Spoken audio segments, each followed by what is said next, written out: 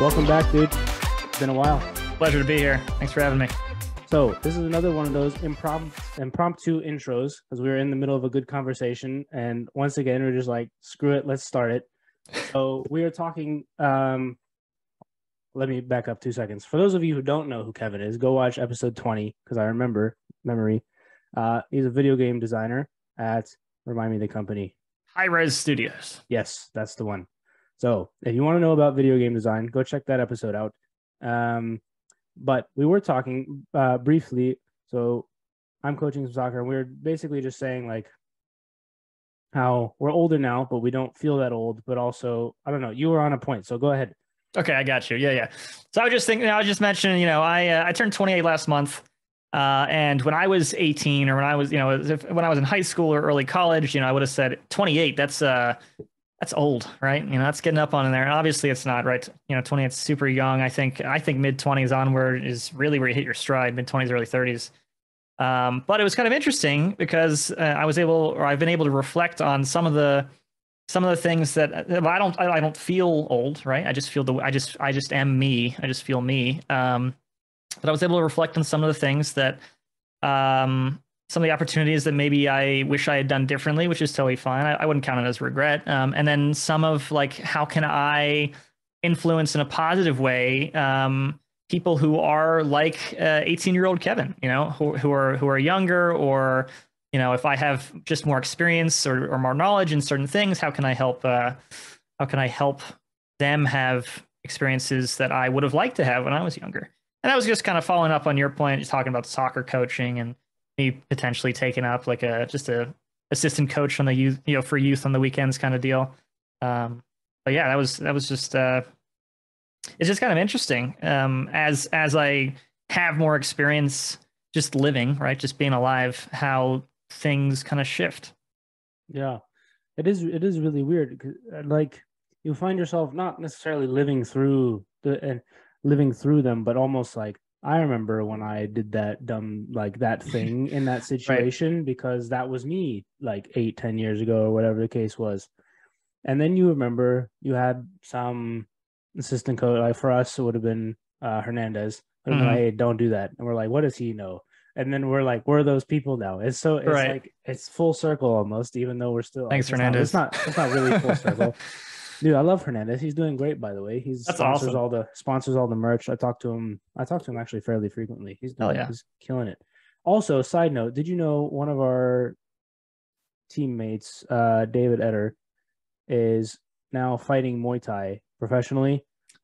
I did not. I knew he did. I was pretty sure he did Muay Thai during high school, right? Like he did that. I think so. At the same time, or at least starting. I did not know he's doing it professionally. It's kind of awesome. I think it's very recent. I think he's had like just his fourth fight. Oh wow! And I found that out because I was talking to Hernandez about getting some shirts. Shameless plug: DM World XP Soccer on Instagram if you want one. Woo! Check it out. I was talking to Hernandez about getting some shirts, and I saw the post pop up. It was like sponsored by Tribal Beast Fitness, David Etter. I was like, huh. I was like, if any of us were gonna fight, it would have been him for sure. I remember him being pretty kind and pretty humble, so I'm rooting for him. Yeah, for sure. But yeah, anyways, so it's so, like you said, as you go through life and you just accrue more experiences, and then the thing that I find like about when we talk or when I have the conversations with people, the one like when you've reflected on those experiences and you're still in your mid to late 20s, that's when you can really start to take advantage, because you still have, not that you're not young when you're like 30 or whatever, but that like 25 to 30 age, if you've really reflected on what's gone on from college and until that point, you can really start to, I feel like, take advantage of what you've learned and kind of observed other people do and not do, and like you have enough wherewithal to almost be like, you know what, I don't need to experience those three things because I watched those people do them and it didn't work, so I'm not going to do that. And then like once you grasp that like awareness, then you can start to like really take off, because you don't have to do all the dumb things anymore that you would have when you were younger. You can start to watch other people do them and then be like, yeah, that's not a good idea, let me try something else instead. And then you can really like, not necessarily exponentially, but like I don't know. I feel like it kind of works itself out in your favor at that point. Yeah, you can start, I don't know, almost like classifying things as that seems like it would be a dumb thing to do based on previous dumb experiences. Yeah. And being able to say, yeah, kind of to your point, like I already kind of did the dumb things. Now can I figure out how to help other people not do the dumb things in a way that doesn't make them say, oh, what do they know? Yeah. You know, like I know what I'm doing. You know, because you As don't we want all to, you know, as you we don't all want to thought. tell, you don't want to tell them like, okay, don't do this, Yeah. because then they'll be like, so I want to do it now, you know.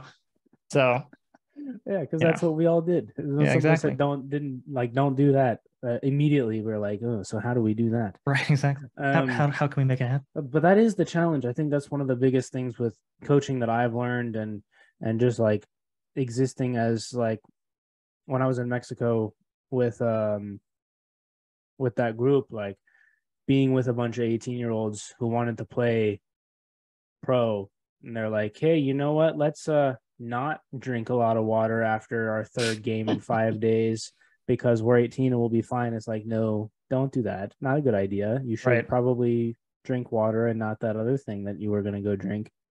um and you have like this weird almost leeway where you're young enough that they still see you as kind of like one of them, but you're old right. You're not enough to some where they 50-year respect old you. whatever. Yeah.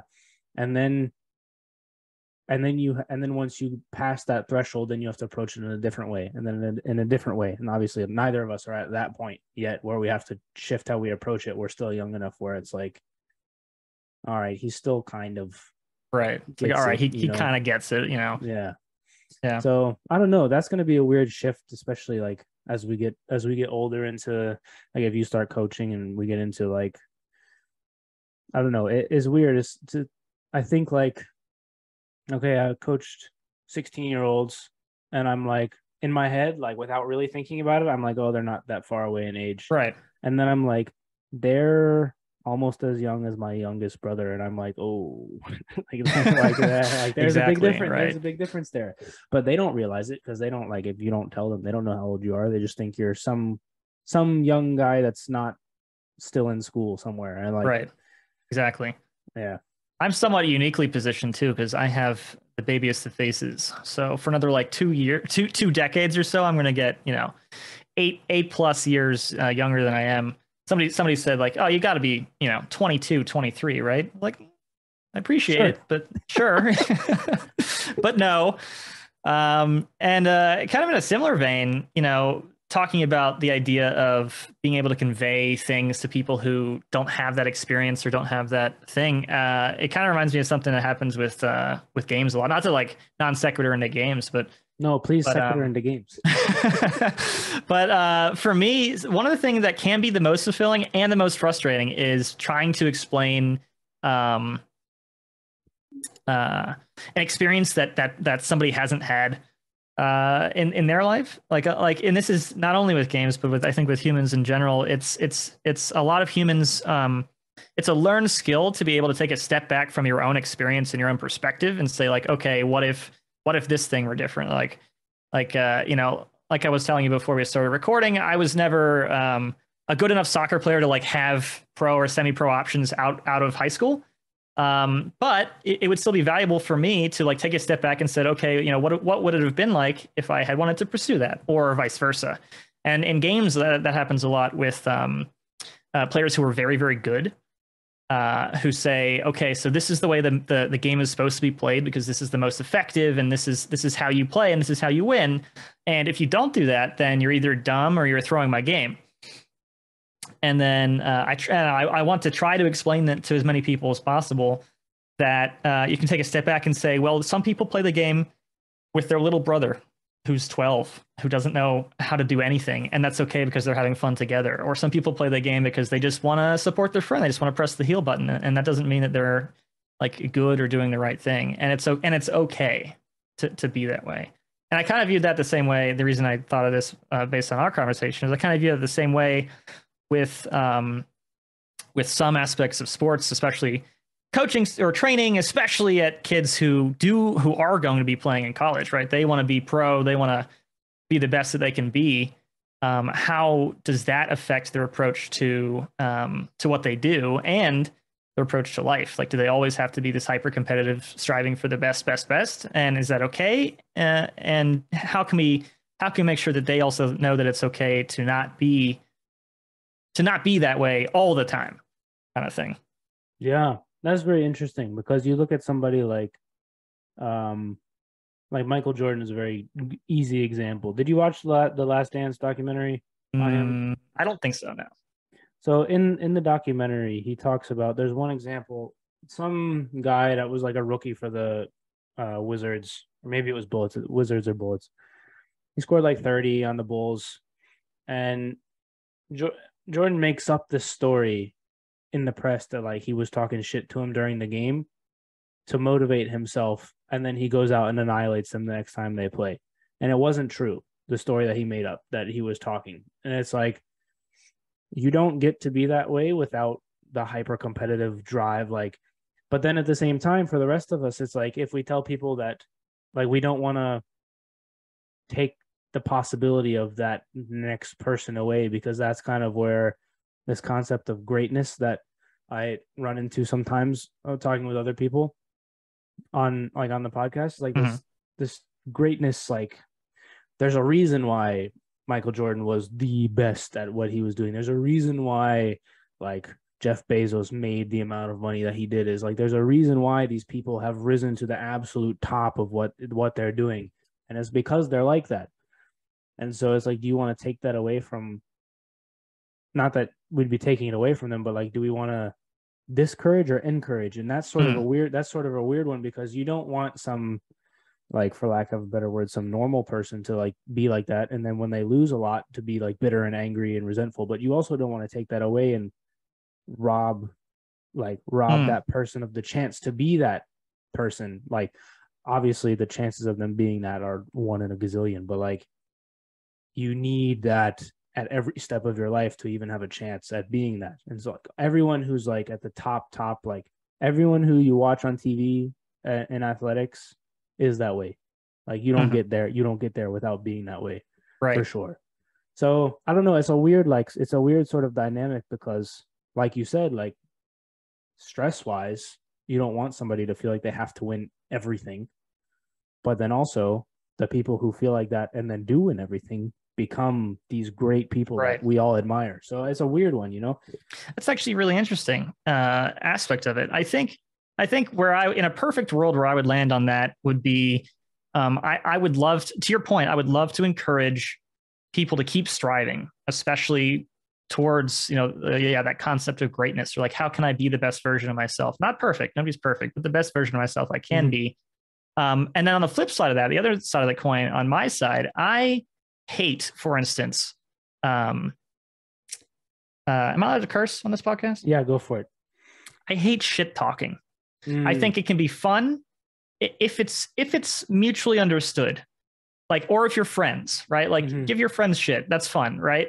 But like a complete stranger shows up on the other side of the field and starts saying, like, "Oh, you're a piece of shit. You can't play like all that stuff." Mm-hmm. I don't like that. I'd much rather be able to fight hard and win or lose, and have either party be able to say, like, dude, that kick was awesome. Like, you totally wrecked me with that play, and have Mm-hmm. that be okay. Like, have that competition, because we strive to be the best without pulling people down. And I think that's really tough. And I think that's a tough thing to hit, because, like I said, to your point, we want to provide those people those opportunities to rise above the rest through competition, or through, making the best version of themselves they can be. But then for me personally, again, that whole, like, if they do that by stepping on other people or by breaking other people down, I find that distasteful. Yeah, I agree. I don't condone and I don't do it also. But there's a side of that where the game or the competition is so mental, because everybody that steps on that field has to fit. Like Right. when you get to a certain level, everyone can do all the physical things. Right. Everyone And can so run the whole it, match, so you're not going to yeah, outrun somebody, right? right. And so it's who has the mental edge. And that's one where it doesn't, I've learned throughout, like even from high school, just to like if you don't say, you can gain the mental edge by not talking shit if somebody else is talking shit to you because you're Hmm. not responding, and they're like, why is he not responding? Because usually this works. um I don't know how it is at like the upper like into professional, because I didn't like, the game goes so fast that like you don't really, Right. it And you're not going doesn't. to hear them talk shit to each other, right? Right, for the most part. Like it might be like a word here or there, like, oh, you're shit, and then it's like, that's fine, and you go on. Right. But That's and then whatever, and then right? there's the other concept of like what stays in the lines, like stays in the lines like of the Hmm. field, and then off the field it's, oh, that was sick, dude, like you were saying. So that exists too. Once you get up to like, that's really tough for people who aren't used to it to understand. Like I've played with people who will come off the field like really irritated with somebody, Hmm. and I'm like, dude, it's part of the game, bro. It's Yeah. like it's Game's on the over. field. Let it The go. game's over. Exactly, and like that doesn't condone it. Like I don't do it. I don't think that people should be doing it, but also You need to build that. I don't think you're ever gonna get rid of it to the standpoint of Right. like, so it's almost like you prepare somebody to deal with it without talking shit back is almost the best way. Like I don't I know. agree. I agree. I think you need to build a resiliency, not only on the pitch, but in life. Like people are gonna be dickheads to you, like Yes. just in life. So how do you handle that without blowing up on them? Because that doesn't reflect well on yourself. No, for sure. So And most people can tell anyways. Like if somebody's being a dickhead, like most people understand that that person's being a dickhead, and then if you retaliate, they're like, oh, why did he do that? And then it's all on you for retaliating. But if like, you don't have to tell people like that that's the case. Like I was talking to one of my friends recently. He was like, well, this guy said this. I was like, dude, everybody knows that he's lost already. Like when he's talking in that way, he's lost already, and you just have to just carry on and then let it go, because like everyone around can tell this, everyone knows the situation, like especially if they're losing in that way, like, right.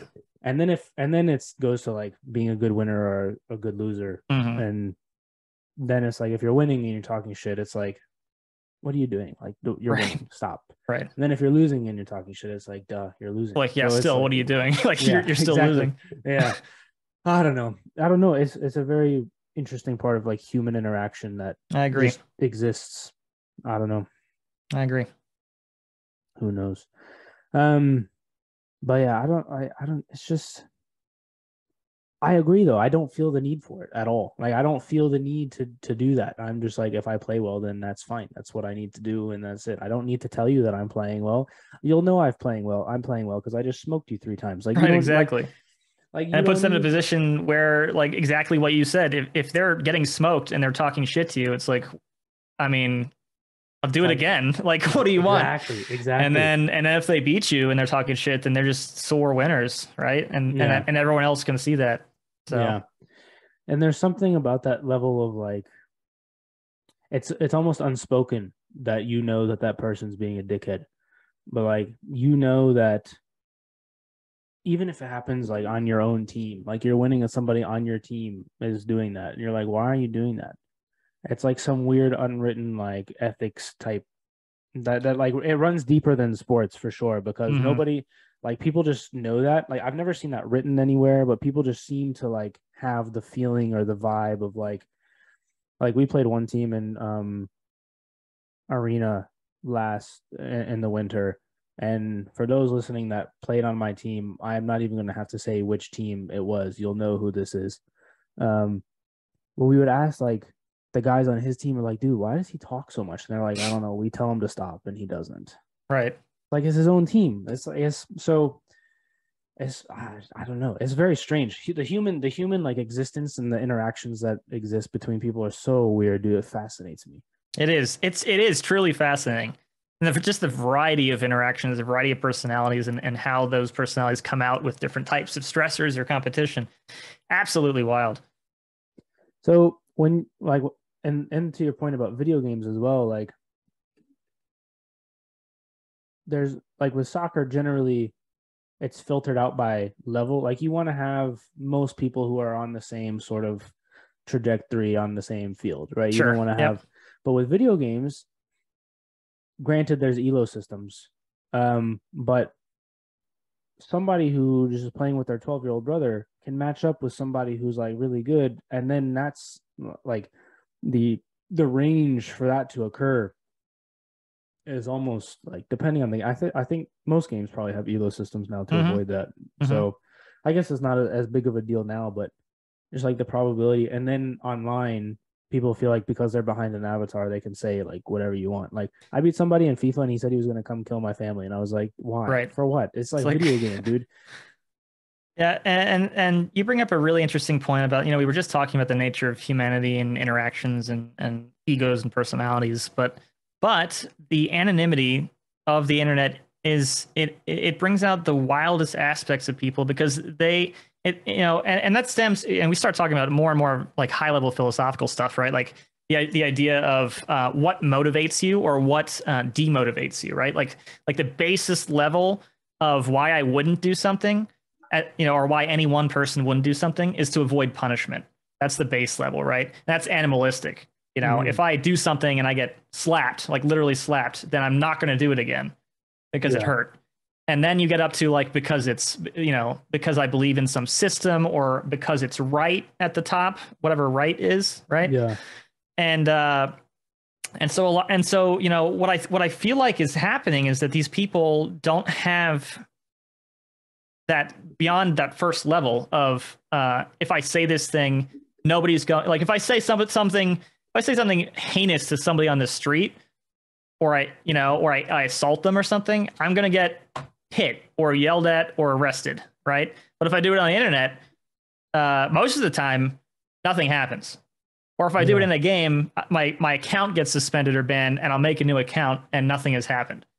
And that allows people to like feel freer to express things that they wouldn't express if they saw a person across from them rather than talking to their screen. Yeah. Yeah, for sure. The punishment aspect is also is super interesting because I hadn't conceptualized that in my head. I was like, well, if you say this thing on Twitter, then you won't get like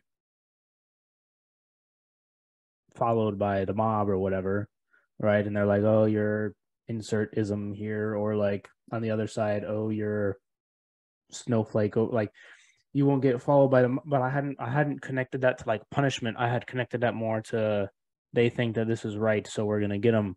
But the punishment, yeah, I mean, it makes way more sense. Like that's your punishment. Um, yeah, that's very interesting. I hadn't considered that. I also have, yeah, that's got a lot of thoughts going. But I do try generally, like if I get bad messages in games, I try and respond like, "I hope you have a great weekend," Yep. like And that pisses them something off like that. because you're not engaging. Like, they want you to be angry. They want to bring you down to whatever like uncomfortable, unhappy position they're currently holding. Mm, Right. And so when you're like, hey, no worries, dude. I hope things are okay with you. They go like, well, fuck you even harder. That's not the response I wanted. Um, and it also prevents you from getting banned. There are a bunch of people who are like, why'd you ban me? I didn't do anything wrong. And then you bring up chat logs and they said some truly like bad shit. And then yeah, when you're like, okay, so here are your chat logs. And they're like, well, the other person started it. They said it first. It's like, that that's not gonna doesn't. save you. No, So yeah, that's so interesting. I don't. Part of me is like the internet and social media and being able to say like what you want. Generally, I feel like is a good thing. Um, like on a very philosophical, like high mhm. level, I feel like it's a good thing. But then we've got to deal with this problem where it brings out the worst in people, which is like I don't really know how to reconcile that because in my head we've just talked like, oh, we'll just say have a good day and then like leave it You alone. can't do that for everyone though, right? Right. So that's where I'm going. It's like, so what do you do with that where you can't do that anymore? But like generally feel like we don't want, I feel like, and you can tell me if this is crazy, but I feel like Go for it. generally we want all the ideas to just exist. And then we can be like, nope, that's a bad one. Like, for example, like I don't like on a social media platform, if you say something that's like really, really like racist, like I don't think we should ban you, because I think everyone should know that you're that person now, and then we can say this is why you're wrong, and it just exists in there instead of Mm. it disappearing off into like nowhere, and then they go like do their own thing somewhere, and then they become like QAnon or some shit, like Yeah. or like whatever the case may be is like just leave them there so we know like this is that person that said that thing, and then we all know that that's wrong, and we all know that that person thinks that, and then that's the end of it, instead of like it festering and just like disappearing. Like just because we don't see it on our screen anymore doesn't mean it doesn't exist anymore. Mm-hmm. Also, I think that's a so I don't know, what do you think about that? That is interesting because like in a perfect world, I'd like that to be possible. But in my mind, two things happen when you tolerate intolerable positions. Hmm. Or at least two things happen. Firstly, there is the nature of implicit agreeing, in the sense that any platform has the right to remove you from the platform. And if they do not remove you from the platform, some will argue that they are implicitly allowing or fostering that specific standpoint, Mm-hmm. which isn't and there's also the difference between like people perceiving things and the intention, right? So the Yeah. platform may be, this is fully like, we just let you say whatever, Mm-hmm. but people will still say like, I saw this racist thing on this platform and they didn't ban them. So does that mean that the platform is also racist? So there's Mm-hmm. that. And then, unfortunately, as much as we'd like to be able, or as much as I'd like to be able to think that the majority of people will look at some racist asshole and say that is a racist asshole, that is wrong, we shouldn't do this, by giving them the ability to have those intolerable positions online or in a forum, especially an anonymous forum, then they will get the ability to form groups around that ideology. And so we may quarantine all the racist idiots in a corner, but then all the racist idiots are in a corner talking to each other about racist shit. And by allowing them to do that, by having that platform allow them to do that, we will foster an echo chamber of ideology that will continue to have them be racist in that little corner. So while I agree that, in a perfect world, we can all agree, everyone can, like, that person or that ideology sucks, and we can just ignore it. But we can't, in my opinion, we can't just ignore it, because Well, then it nothing is done about it. yeah. Oh, I wouldn't say ignore it, but like Well, you say sorry, like, I don't mean to imply that you meant hey, ignoring it. sure. I, what I meant is like, and you have the war of ideas, right? Let's say it's like then the best idea, without pushing ideas away, we can like say, hey, this is why this idea is bad, and it's here for everyone to see this idea get dismantled by another idea type I would deal. love for ideas to be easily dismantled by other ideas, but Well, yes, I agree, but I don't know. there are some positions where even if it's something that's demonstrably provable the other way, Yeah, if they firmly believe that, then they're going to believe that regardless of. In yeah, fact, sometimes certain positions require some amount of, I'm going to use the word faith. It doesn't have to be religion themed. sure. Faith in an idea, like faith that it is the way that it is, and that is true regardless of. And it's and when people give them examples to the contrary, or say, hey, this is a bad idea, they see that as a challenge put forward against the ideas that they hold, and then that solidifies them even more. Is the worry for me. Yeah, that's fair. No, I totally see your point, and I don't. Neither of, I think there's definitely issues with mine that you brought up, and then I think, I mean, I I'm don't not know. airtight either. No, if I was gonna say probably somewhere in the middle, but it's like, where do you draw that balance? Is like the real Right. tricky, like, is the real tricky thing. I don't know. Yeah. For me, it's like, I get it when there's like platforms that like the implicit agreement point. Um, for sure, I understand that one for sure. But just like like generally in the world of speech, it's almost like, I feel like it's like, who defines what speech doesn't Right. get to be allowed, and then it's like at some point the people that are defining it are the people that you really don't want to be defining it. Mm-hmm. And I feel like for me that's kind of why I lean that way, I think. That makes sense too. Yeah. So I don't know, what do you think, like do you have thoughts on that before we continue? Or Yeah, I do. I think to your point, if you make the rules, and so on one hand, um, that just means that they are a private entity who can make that rule. So let's take Twitter, for example. If Twitter were hyper conservative and only allowed conservative views, there would be outcry about the people who don't hold conservative views. But in a way, that is the nature of private corporations and private platforms. Twitter is not Twitter is not part of the government. It's not a publicly owned thing. They can decide what they want to have on the platform. On the other hand, to your point, and regardless of the viewpoint, yeah, if you have somebody who is controlling what can and can't be said, then naturally the conversations will tend to lean towards things that can be said, because the things that can't be said are removed. And I agree that in a perfect world, if we were all acting in good faith, that would work, because we would filter out things that the majority found distasteful naturally, without requiring moderation.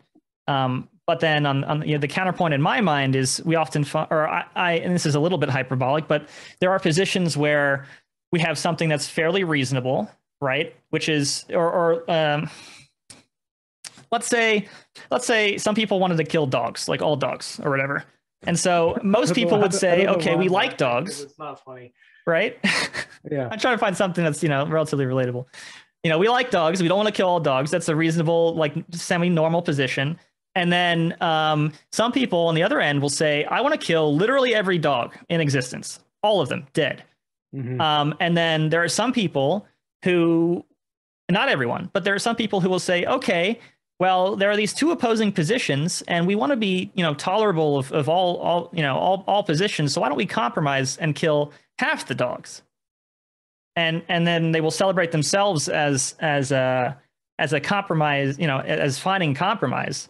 But you end up killing half of the dogs, which really doesn't need to happen. We like dogs, and so that's the biggest worry that I have when talking about, like, if we allow certain viewpoints as a society, and then the ones that society holds as generally accepted as good, then if we try to find compromise, we'll end up somewhere closer to the bad end that we want to be as a group. And that's just kind of my thought on it. That makes sense. For sure. Yeah. It's a difficult. It's so difficult. It's the nature of humanity, right? Like, you're not going to, 100%. Because yeah. I think we both agree generally that, like, we want people to be able to say what they want to say, and then we also don't want people to think bad things. Like, right? Yes. So Ideally, people are good and act in good faith, and we don't even need to worry about, like, nobody's going to say we should kill all the dogs. Yeah. No, exactly. And so that's like, I don't know. Yeah. I think our views, not that we necessarily need to agree on everything, but I think at this point we'll be splitting hairs if we go down a bit further. So I want to move on a bit, and there's one and we might do a similar thing with this one, but I was talking with listening to a podcast and talking with somebody the other day about like objective truth versus like perception, and like where does it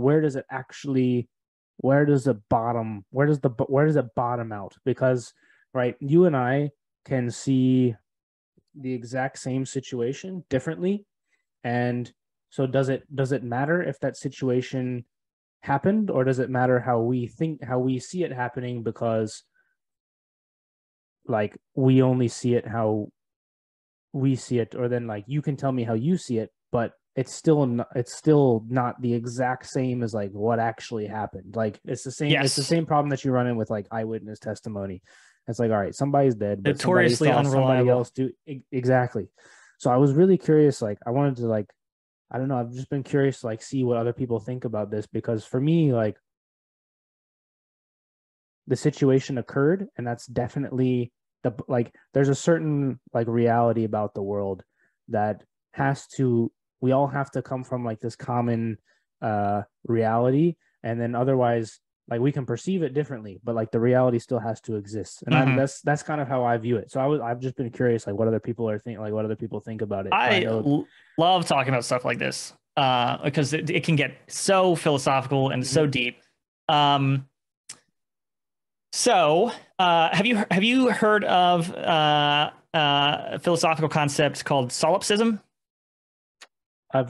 I've not, but if you describe it, I might have. There's a lot of stuff that I've heard of but don't know the name. So so the idea is all that can be proven is your own existence. Like the self is all that can be known to exist. All I know for certain is that I exist. So I don't know that you exist for sure. I perceive you, right? Yeah. And that's always a fascinating. I don't subscribe to the idea that everything is in my head or whatever, or like I am creating the universe by perceiving it or anything like that. But it's an interesting lens through which to look at things because in a similar way to how I mentioned that it's difficult to take a step back and view things beyond your own perspective, or like I only play the game at super high levels, so that's how I perceive the game.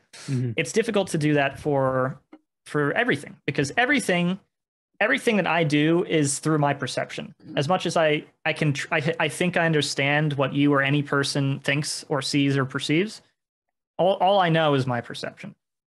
And so in that sense, I do believe that everything that happens is different based on your perception. On the other hand, I think that we can break down, if we strip away everything that has to do with perception, we can break down physical elements of the universe that have changed. So for instance, if I punch you and your skin splits and there is blood on your face, what is the current situation is that there is blood on your face. And so that is true. There is blood on your face. However it came to be, there's blood in your face. And so I do believe that exists, but we don't live in an objective world. By nature, we live in a subjective world, even more so because all you can perceive is your own subjective perception. And so you will perceive that I punched you for no reason or whatever, right? And it was terrible, and it was a sucker punch, and it was pretty weak. It was pretty weak. Like, you really need to hit the gym, Kevin. And like, I'm a bitch and all that stuff, right? And I'll perceive that I imagined that you said something mean about my mother, and so I was justified in punching you, and all that stuff, right? And they're both true in the sense that those are our perceptions, and valid because they exist. But I don't believe that there is an objective truth in perception. Like like the idea of, if you did say something mean about my mother, am I justified in punching you?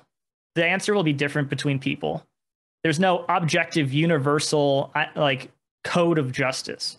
So we can describe things that have happened physically, but everything hinges on a shared understanding of some melding of the perception of everyone involved, is my kind of long answer to a short question. No, I think that's great. I think I also agree pretty much with everything. I think, like, right, we both have, I was going to use the punching example as well. I feel like that's the one that you were going to punch me, I guess.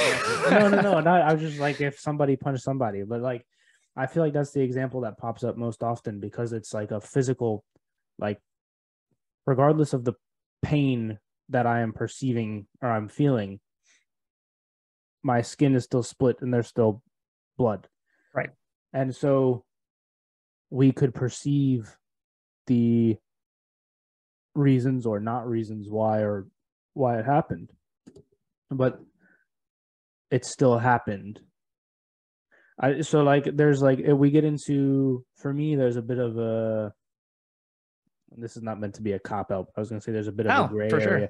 There's a bit of a gray area between, like, something of you made contact with me and now there's blood.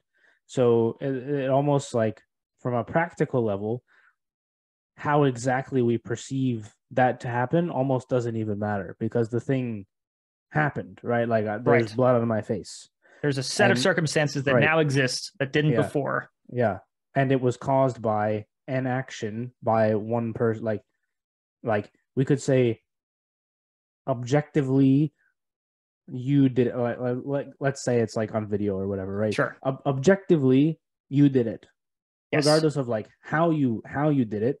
You There was an action taken that Yes. led to a consequence that happened for sure. Yes. Then you get into like the justice part of it, which is also like that's almost its own conversation because since everything is so subjective, like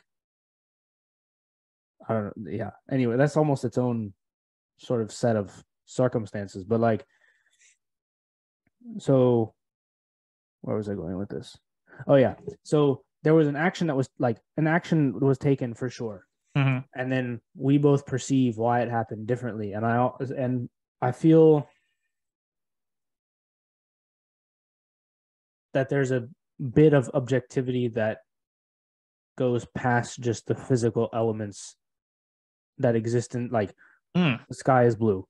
It's like yeah, okay. So we like I think the ground from the ground floor is like rocks are hard, right? Like that's an objective like well, not even well, you can go not even because some rocks are softer than others. But like you can say I think there's a level of objectivity that goes past the physical elements around us and into the actions that were taken because while we perceive that the reasons that the actions were taken can be differently, but the actions were still taken and they still have the consequences. Like if somebody is drunk driving and they hit somebody and they kill somebody, that person is still dead. Like That is correct. so that's like an objective like thing, which sucks, but it's like I don't know. And then yeah, so I don't know. I feel So I'm going to push back just a tiny sure, bit, sure. just to spark conversation. So you said that somebody was killed by a drunk driver and that sucks. Mm-hmm. So I'm going to say, yes, they were killed by the drunk driver. And then I'm going to divorce that a little bit from the that sucks because I believe it sucks and you believe it sucks and most people believe it sucks. But there is no objective universal, the death of something is wrong. Mm-hmm. Right. And most people are ingrained with a sense of, we want to preserve life and we want to generally preserve life for other people. Yeah. Right. But then there are some people who are wired differently who like other people dying or even themselves dying literally doesn't matter. Like it makes no difference. And so we build the that sucks component as a society or as humans, which I think is tough sometimes to think of, well, if we didn't believe this way, then it cosmically doesn't matter that something happens. Yeah, that's very true. So I should have caveated like the objective thing is that person is gone. Yes. Yep. But the subjective is exactly what you just brought up. I said it sucks out of like societal, like, duh, obviously it sucks. Right. But that's you don't want somebody to die. Right. That's a very good point that you bring up where the line of, for me, where it crosses is so thin that it blurs into the event that happened, i.e., the eyewitness testimony that we were talking about earlier. It's like, did that really happen that way? It's like, well, when you remember, like your memory is a very faulty, not very reliable thing. And so yeah, I don't know. I think we've drifted into such a subjective world that almost some of the objectivity is lost, but like there wasn't that much to lose almost, if that makes sense.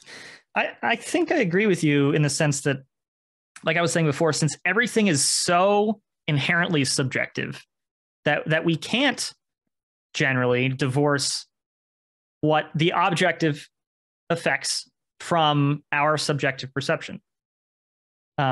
So in that sense, we do minimize the objective, what has happened, because we can only perceive and act on that perception. Mm-hmm. Yeah. I agree for sure. I try to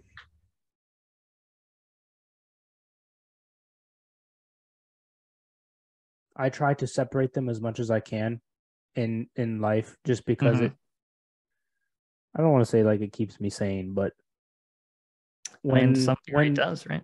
well, yes, yeah, well it does, because when something bad happens, right, you can, the at least the ability for me to say, yes, this thing happened and it's unfortunate, but I can control how I react to this thing. Yes.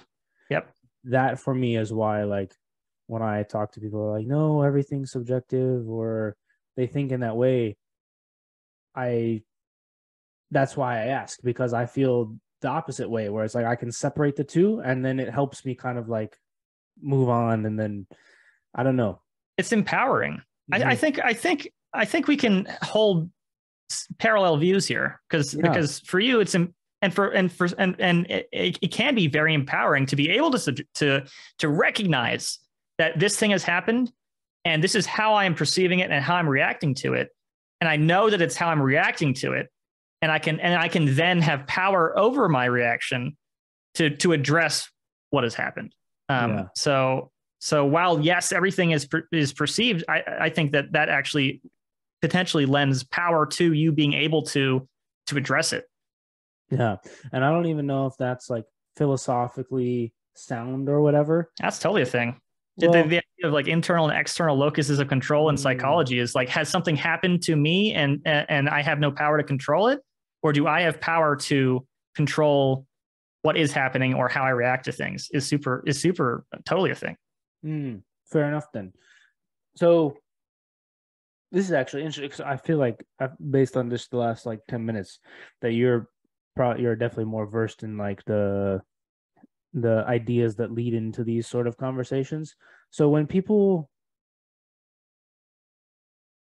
so I'm going to be totally lost, so feel free to correct me. So when like this sort of idea is being constructed in like an Aristotle or a Plato, or like whoever was the one that was mostly doing this sort of thing, like how is this idea constructed from like the philosophical traditions that we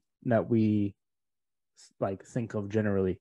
If you know, if you don't know, that's okay also. I don't particularly know. I do want to say though, like I don't think there's any like, you're lost or whatever, don't know whatever. Like this whole conversation, the whole point is to bounce ideas off of each other. So it doesn't matter necessarily if either one of us is grounded in a specific thinking or having specific knowledge, because the conversation is still valuable. So I don't want you to put yourself down like, oh, correct me kind of thing.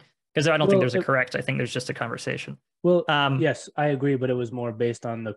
I haven't read those, so if there was something from the readings that I wouldn't gotcha, know, gotcha, yeah, yeah, gotcha. I'm not super well versed enough to give like a lecture on the topic. sure, Um, a lot of that is just kind of as the and that's how I live my life. Is I try to pull in things that resonate with me from whatever or whoever or whomever, and then kind of stitch it together to figure out how I, Kevin, um, interact with stuff. And I certainly didn't mean to be like, oh well, the ancient philosopher said. I didn't mean any of that shit. no, no, no, I didn't Um, take it as that at all. So no, you're good. Do you mind if I ask why you painted your nails? I don't mind at all. The short answer is because I wanted to be honest. Um, Fair enough. I mean, and that's a cop out answer, right? But every February I dye my hair for charity because I shave it off in March, and it's fun because it provides like 2-ish months of this is different. No, more than that because it takes 2 months for my hair to grow back. Like Yeah. 3 or 4 months of this is different. I have dyed hair, which gains attention but rarely conflict, and then I have a shaved head, which gains attention but rarely conflict. Thankfully, nobody's ever thought I was a skinhead. That was like that was what I was worried about. It's like this dude, no hair, white, like what's going on? You And don't give off so that vibe. Don't worry. I decided what would it look like if I painted my nails? And so I painted my own nails. I did a shit job at it. And then I got somebody else to do them. And I just kind of like how they look. And that's why I've kept it. I'm not so attached to, it's not part of my personal identity.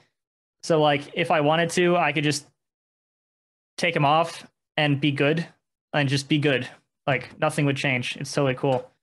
But I like how they look, and that's the short. And it's not like a great answer, but at the end of the day, No, it's a good enough that's pretty answer. much why. Yeah, no, fair play. It's like it's one of those things where it's like it's not necessarily a statement, but it's you're experimenting with different things like um and it's fun, honestly. Like Yeah. when I got like before I got the tattoo I have actually got it, like I had Jenna draw it on me just to see how and like in different ways and it was Hmm. fun like with and she did it with in a way that didn't look like somebody just like scribbled a thing on me with pen because Hmm. that's less fun. But Yeah, unless you make that specific statement. I want a scribbled draw tattoo on my back. But yeah, I mean, if my girlfriend said, "Hey, Kevin, I don't like your nails," I just get rid of them. It's yeah, not that big a deal to me, but it's kind of fun to be, what does it look like? What does it feel like? yeah. I figured I'd ask because I've known a few guys that have done that, and some of them have like different reasons for. It's like one ring finger is black because of some like Sure. some reason or something like that. So, um, all right, we've not even talked about video games at all, and it's and we're an hour in. All right, so I had two questions specifically for video games for you that I was curious about. All right, hit me. Um, one is so again using FIFA as the example because I don't play any other video games really. They're introducing cross-platform into their online play for a 1v1, which is basically most of it, 1v1 mode. Is this like a ranked mode? Yes. Okay. Why what are the difficulties with that? Why has it taken well, I don't want to say this long because I don't know the technology, but Sure. why now? What happened with the technology that I guess allowed it to be now and not 5 years ago, but also not 5 years in the future? Um, and are we moving in a direction where because right now it's just the PlayStation and the Xbox platforms, Hmm. not PC. Are we moving in a direction where we could see PC games, i.e., like that are only on PC, get Hmm. played, like have Xbox or PlayStation versions made? And is that kind of where it's just as long as you have that iteration of the game, regardless of the platform, you can play with anyone? Is that the direction we're moving in? So that's a There's great a question. I think there are a bunch of things that go into that, right? I'll list them off the top of my head, and then we'll see if we can go down and dive into some of them. Sure. By combining player pools, you have a combined larger player pool is one. And the best way, the fastest way to improve matchmaking is to have more people in the matchmaking. Like you can try to tweak the elo algorithm, you can try to tweak all that stuff, but the fastest, quickest way to improve matchmaking is literally just to have more people in the bell curve in the curve. So that's part of it. Part of it could be agreements with third parties. So Sony or Microsoft could say, I don't want to be in the same. I don't want to. I don't want our players playing with other platforms. There are certain requirements that Sony and Microsoft have when cross-playing. So, for instance, if you're on PlayStation and are playing with players on other platforms, Sony requires you to have the Sony symbol next to you and people who are playing on your platform. And so you will often see like a little mouse next to PC players, and the Sony symbol next to Sony players, and an Xbox symbol or no symbol next to Xbox players. And so part of that's requirements or agreements for third party companies. Part of that's the technology. There are different they are different software, and there are different some complications in the back end, like how do we get these two platforms, because they're also on different services, the PlayStation service versus Xbox services. How do we get them to play nice with each other? So it's partially that. And then while FIFA doesn't have this conversation, Paladins does. We're talking about potentially having PC and gamepad crossplay and ranked. And so there are conversations around that. Is mouse and keyboard superior, quote unquote, superior gameplay wise? Are people who play on mouse and keyboard going to be frustrated with what could be considered like a soft aimbot that is uh my mind's blanking. The aim assist. Aim assist. Mm-hmm. Right? Some players argue that if the aim assist in the game is a certain way, then you are actually better off playing on controller because it quote unquote aims for you. Some people so there are those arguments. Like, do we justify and do we have different balances? Like, do we have to balance for a specific platform?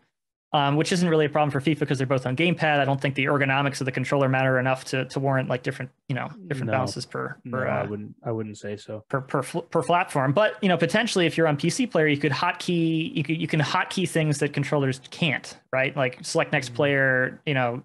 You could make a macro on PC you couldn't make on a controller. Hold down button for this long to shoot exactly this power, that kind of thing. And is that viable competitively? And so those are kind of the big things, right? That we think about. It could also be kind of to your point or to your question of is this the future? I think with the rise of so many games vying for people's attention, we want to make the experience for any given game as good as possible. And so in a ranked experience, part of that will be, okay, we are now pushing towards crossplay or to increase that player pool, to increase that accessibility. If it was a PC only game, we might see games being developed for PC and Xbox and whatever. Paladins came to Switch, not because it's easy to be on Switch, because it is not easy to be on Switch. Switch is not made, the hardware is not made for high fidelity games. But it opens the game up to a wider audience, and that increases the quality of the game and increases revenue and all that stuff. And so that is kind of where things are going in that sense. We want the game to be as accessible as possible to as many people as possible, to both improve the game quality experience, like as a player, and to increase the revenue for the company. Fair enough. All that makes sense for sure. I'm not well versed in the gaming world enough to not necessarily have thoughts, but everything I'd love to hear your thoughts. So I don't think technologically speaking, that kind of for me, it is what it is. If they got the services to play nice and the backends to play nice, then that sure. The player pool makes sense. Part of that for me is like in FIFA or other games, when you're playing against someone who's as good as you, it almost makes it more frustrating because of the what's the game term for like lucky bounces? Are you thinking like variance or it's not R&D, it's like RNG. Yeah, okay. RNG, yeah. So it's almost more frustrating if you're matched up with somebody who's equal as I'd almost rather just get my butt kicked than lose to RNG. Gotcha. Because it's like you put your player in a position to make a tackle, and then the game decides that your player is going to get nutmegged, and you're like, and it wasn't because you lost; it's because the game fucked up or whatever, or some animation didn't right. There's different out of your control, right? And so that is why you see, I think with FIFA specifically, so many rage videos and broken controllers, and you see it in other games as well. But so I would worry about that with FIFA specifically. Other games, though, I think it makes total sense. You want to have Age of Empires, for example. You want to have the most competitive games, because when you play against somebody who's just a little bit better than you, who's got the build order down just a little bit faster than you, and they get into an age everything compounds, and then you just have no shot. Right. And the same vice versa. If you're just better than somebody, then it's just an easy. And that's quote unquote the way things should be, right? Yeah. And so the bigger player pool will help with that for single player specifically, with a game like Age of Empires. For multiplayer, I think it's just helpful all around. Just more games is probably better. Those are kind of my thoughts. I think on the true gamers, I guess, for lack of a better characterization, I don't I used to be and still am to a certain extent an offline sort of junkie, I guess. Mm-hmm. I feel like a career mode or a campaign mode or something like that. Um, because I didn't really care. I cared about the progression. Like in FIFA, you get a young player and then you make him into a superstar, right? Like Right. you can't really do that online. Um, just based on like if you're playing the career mode at this time and somebody else is playing at a different time, like how does the calendar work and like all the other things that would go into that make it difficult. Um, and I feel like the campaign modes and the career modes and the offline modes in games that have online modes. So, say like Football Manager, for example, is pretty much only offline. So they do their upgrades every year because that's the game. Their player base loves that, anyways. Right. But I feel like the offline modes for games that have online modes have just been very neglected over the Mm. last, I don't know, five, like I haven't played FIFA career mode in probably 4 or 5 years just because it's basically the same thing. Like Mm-hmm. they've added in like stuff that looks cool and then you do it one time and then you just sim it because it's still boring. Like they haven't. So have you seen that with like does Paladins have offline? I don't There are know. things you can do. You need to be connected to the internet to play the game. There are things Okay, you can do without other players, but there's no offline mode. so anyway, so I guess well that's good then because you don't have to criticize your own game. Well, no, but I but mean, to your but do you have you seen that in across the gaming industry? Do you have thoughts on that? Like yeah, I think there are a couple like as usual a couple different aspects about it, right? So something you said kind of stuck out to me. The offline mode for games that have online modes, I think, is a good way to characterize it mm-hmm. because there are box titles that don't have multiplayer at all, and that's what the Yeah. game is, and that's understood. And then there are box titles or free to play or games as a service, whatever titles that have an offline mode and have multiplayer. And how do you balance those two? And then you have your only online games like Paladins or whatever. Um, that require you to be playing at least connected to a server, if not with other, and then the main modes are with other people, right?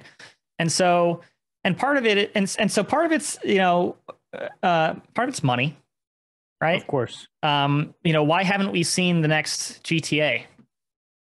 Because the current one that's been out for however many years and GTA Online is still going strong and still making a shit ton of money. So why would they cut their foot off to release the next iteration that's going to, at best, split the player base unless they find some weird amalgamation merge of GTA Online and its next iteration when they're still making money now? And so, on one hand, yes, we want to make the next game and a cooler thing with the new engine. But on the other hand, why would you bother if it's still going strong?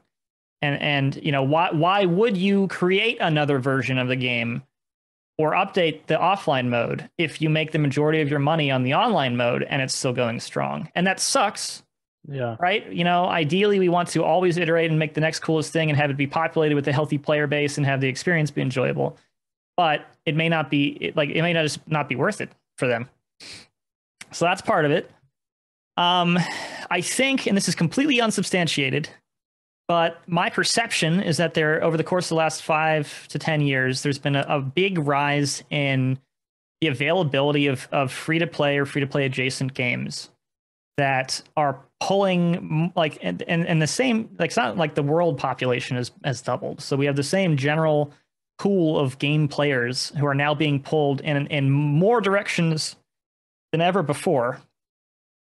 And so how do we entice players to play our game? And so you have your 60-hour box titles, and that's a thing. And then you have your multiplayer experiences that try to keep things fresh, try to keep you both engaged as a player and spending money. And that's why you see your box titles like Call of Duty also have battle passes and other cosmetics and microtransactions because people will buy your $60, $70 game and then buy a battle pass every 2 months and then also buy a skin DLC every once in a while. And so that's the most viable business product for them. And they're desperately and not desperate in like a bad sense, but everyone is desperately trying to entice a limited amount of time to their game instead of other games, and so they'll focus towards what players play the most or what they most engage with, and oftentimes that's kind of your multiplayer. Is my gut reaction to that question. Yeah, I agree. It probably definitely comes down to money. Still sucks though. It does suck. I wish money didn't matter. I wish I could make like the coolest game. Yeah, but I make decisions based on resources. Yeah. Your point about the microtransactions for Call of Duty applies 100% to FIFA with FIFA points, which leads me to my next question of the loot box issue or conundrum. For those listening that don't know what this is, basically it's you can pay real money for a pack, box, any like present, whatever you want to call it, that contains a random assortment of prizes, I guess. Is that the best way to put it? Yeah. Whatever monetization strategy or cosmetics or any add-ons to the base game, that they'll bunch a bunch of them up in a loot box or a chest, and you can buy that and you'll get like one item out of the chest randomly. And so is kind of the general gist. So what's happened with FIFA specifically is I think there was several like underage gambling lawsuits. And so now they have like the percentage of, you have like 3% to get this player, like those sorts of things. But it's still, there's still issues that have arisen with FIFA. I would assume that there are similar issues across other games with microtransactions. I don't know. I've not done any sort of research, but definitely, given the way that the consumer base or part of the consumer base has spoken out against this sort of gambling addictive, right? Gambling is addictive behavior. What are your thoughts on that? What are your thoughts on the future of how sort of this issue will get resolved? And then what do you think will sort of replace, or how will it be refined? Yeah. So again, I use this phrase "in an ideal world" a lot this podcast, but in an ideal world, we don't pray. So the issue I have with loot boxes and similar things is that they are inherently predatory due to the nature of, FOMO, fear of missing out, and the addictive nature of gambling adjacent behaviors. So you can beat this level if you pay a little bit of money, or you get this really cool thing, but it's random, so you gotta keep rolling, and you hit the jackpot eventually, and you get that rush of dopamine. I think is slightly predatory, not necessarily malicious, but slightly predatory. But the reason it's done is because it is a good way to make money. It works. And so, as far as the resolution goes, I think unless the behavior itself is prevented, whether that's through laws or like a shift in human nature to not want to gamble anymore, then it will probably continue in some form until it is stopped. And there are some extreme examples, and I'm not privy to like marketing or monetization numbers for any other game, but for instance, the most recent one, Diablo Immortal, you hear hyperbolic things and statements from the devs that are both true. And so there's the concept of whales, and those are players who have a lot of money and are willing to spend a lot of money per game to get where they want to get. And then, there are different animal whatevers, krill, minnows, whatever, for people who spend less money. And so the question is, do we market to whales, and are they going to be able to sustain most of the monetization of a game? And in that case, yeah, let's sell $20 DLCs. Let's sell loot packs on loot packs on loot packs, because these whales are willing to spend the money to buy them. And that's a viable market strategy. Or, for Diablo Immortal, the reason I bring that up is there are certain aspects of the game that are so layered and layered and layered on RNG, which is, random number generation, which is kind of just shorthand for anything that has a chance of happening. There's certain aspects that are labeled, that are layered so far in RNG that if you wanted statistically to max out the game, it would require something like, somebody calculated it out, something like over $100,000 US dollars. Jeez. And so realistically, very few to no people are going to spend $100,000 to max out the game. And realistically, you don't even need to max it out. You can still do well without whatever. But people use that as a point, saying like, is it really good for us to push that, to push that idea of so many layers of complexity in RNG and loot boxes to the point where you can spend $100,000 on a game? And then, to the devs' credit, they have said the vast majority of players are able to play the game and have fun without spending any money. And I think that's probably true. It is a fun game to play without spending money. You can get out of it what you might want to get out of a game without spending money. And so it's kind of that juxtaposition. Like, do I feel like I can get enough out of the game without spending money? If I want to be competitive in PvP, do I drop $100? Do I drop $1,000 to try to get the next level of whatever competitiveness? Or do I drop $100,000 and I'm a god? And so the question is it okay to have those whale bait things if you still provide the vast majority of positive experience? Is it overly predatory? And then, at what point do we try to resolve this? That kind of that business practice. Yeah, I think most games probably you can have. There's enough in it that you can like do well without spending money. That's the goal, right? Because not very. Very few players in a free-to-play game actually spend significant amounts of money. Mm-hmm. And so you're always trying to get players to convert from free-to-play to paid. But like average ARPU, average revenue per user, ARPU, is a metric. And so, how do we get the higher average revenue per user? And that's either by increasing users or like increasing user engagement, or we can increase monetization by increasing users because our ARPU will remain the same, but we'll have more players spending money per player. And so you want it to be engaging for people who don't want to spend money because that then we can convince them to spend money, or it just markets the game like, oh, come play this game. Maybe their friend will spend money.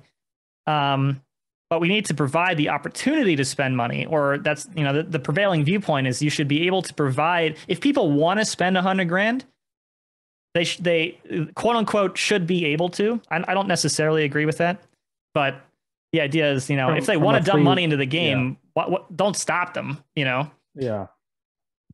And that's interesting as well, because from a business perspective, like you are trying to keep, one, at a very base level, your people employed. Yes. And so, so you have to make some money because of the overhead costs and everything else. And so you have to bring in a certain amount of money that maybe you don't get if your game is, for example, free to play. You don't have you're going to Best Buy on Black Friday to spend $40 for the disc anymore. So you have to make the money up in some way, shape, or form from a business perspective. Then you get to the other side of like it's also not the business's fault that human nature is what it is. Like, it's not that, like, they didn't make people be that way. They just took advantage of a thing that already existed. Mm-hmm. And so you get into this, like you said, sort of conundrum where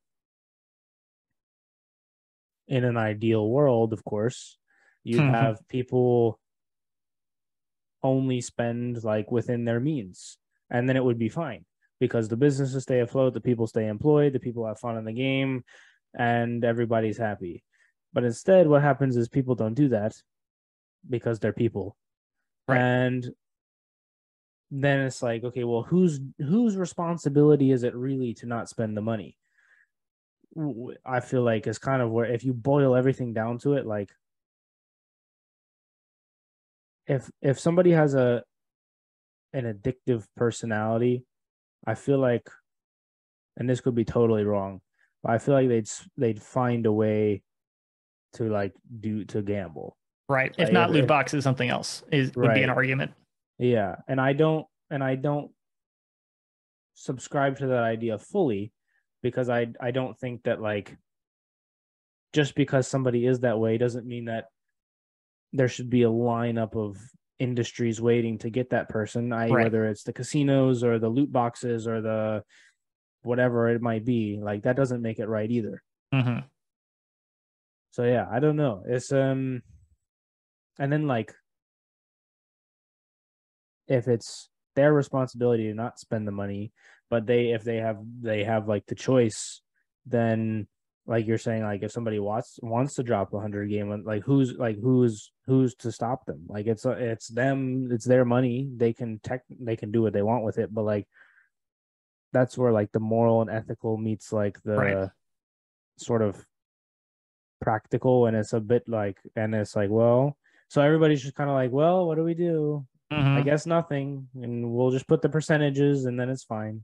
Yeah, there's that like, okay, you'll there are certain things prescribed by law, and then otherwise people have to have the right to do right or wrong by themselves. And that's the Mm-hmm. nature of civilization, really, Mm-hmm. right? Yeah. Like there are certain things that we as a society agree, don't do this. And then otherwise I can't tell you to not drink too much, you know? Yeah. I can tell you it's illegal to drink and drive. But I can't tell you it's illegal to get wasted because that's kind of your prerogative Yeah. to ruin your liver or whatever, right? Yeah. And then we have the laws, like if you get wasted and you assault somebody, we have the law that you can't assault somebody. And Right. so that's where we take you in. But like, yeah. And so it's tough because I don't like the predatory nature of I need to get as much money as possible out of players. And I I do don't this via whatever, right? I don't think anybody really does. Like I don't even think like I've not But nobody asked likes any it except I've the not people who make the asked money. well that's where I was going. I was gonna say like even if you ask like the devs, I feel like the devs don't really like it. But I mean I get they might because they might get like windfall from it, but I don't know. I mean, I'd much rather be able to make a game that I think is the best game that I can and feel confident that I'll still be employed in 5 years. Yeah. Without feeling like, well, I wanted to make this really cool system, but I have to put some monetization into it because otherwise it's not going to be it's not going to return any dev investment unless Mm, there's some way that people can spend money on it. And that kind of sucks as a dev, but it's also, so we try to balance like what's right by the players and what's right by the company and the people who are employed by it.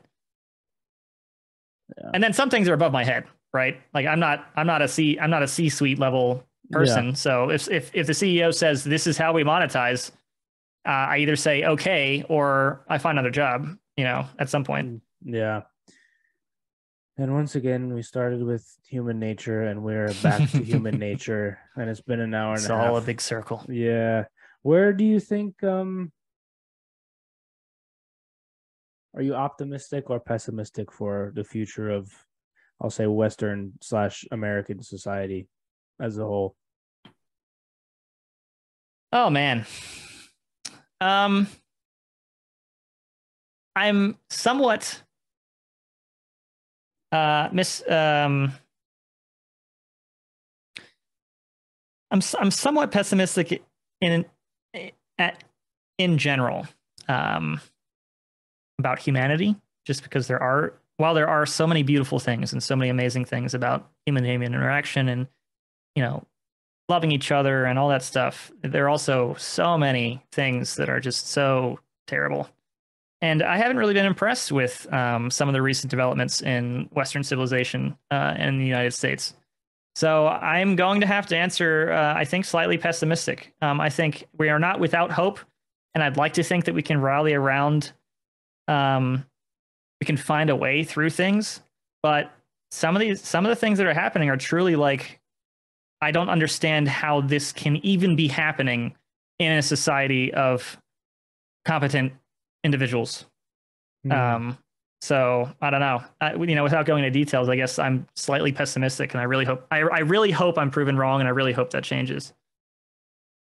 Fair enough. I don't think I'm that far from you on that either. I think I want to hope that part of me is like we've been through equally, if not worse, situations and come out the other side. Then the other part of me is like, well, there's always the first time.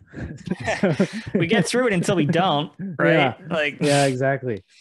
So I don't know. I think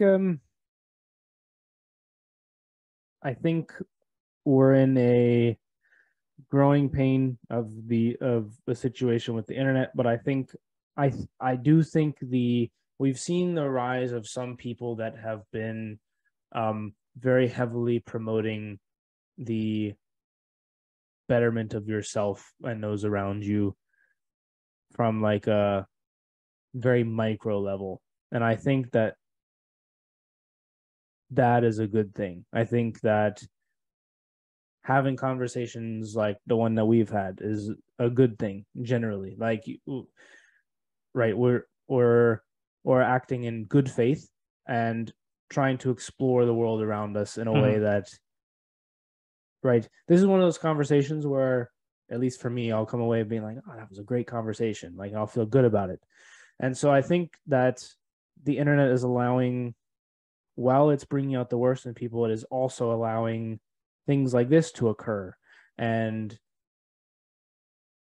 I'm hoping that this side of things will prevail, and I would say, like, I would give it the slight edge at the moment. So okay, I don't know, right? We'll see. I could be proven wrong very quickly. So, I mean, I hope I'm wrong. I mean, all we can do, right, is just positively influence our sphere of influence. Like that's literally all we can do. So have these conversations and then go out and like, this is kind of like a super basic example, but like, just be nice to somebody on the street tomorrow or whatever. And that little bit of, making the world better, as long as we keep adding those drops, and that tips that balance, that tips over the balance of the scale towards the good side and not the bad side, I think there's still hope. Yeah, just go coach a youth soccer team. Exactly. Make a difference in your sphere of influence. 100%. Do you have anything you want to plug before we get out of here? Oh gosh, I mean, I could do the standard, like, check out Paladins. We just released a new champion. And then, not to be like, and then, but then also the next champion I'm working on, super excited for. Plug, I guess, if you want to have more conversations with me. I mean, I've really been enjoying, both times I've been on the World XP podcast. Definitely check them out. Obviously, they're your hosts. They're awesome. Eric's awesome. You can find me on Twitter right now. I'm at Evil Mojo Nico, Neco. I love having conversations like this. So if you're interested in that, check me out, or just say hi. But other than that, I don't think so. Like I said, I really appreciate you having me on. Yeah, for sure. Are you still streaming? Occasionally, yes. You can find me on Twitch at Nico Ergo Sum, which is NECOERGOSUM. So I stream a variety of games, and I'll talk about game dev from time to time as well. Awesome. There you have it. Dude, this has been great. I really appreciate your time. Always. Thank you, Eric. It's been a pleasure. Likewise. All right, guys. With that, we'll see you all next time. Peace. Peace.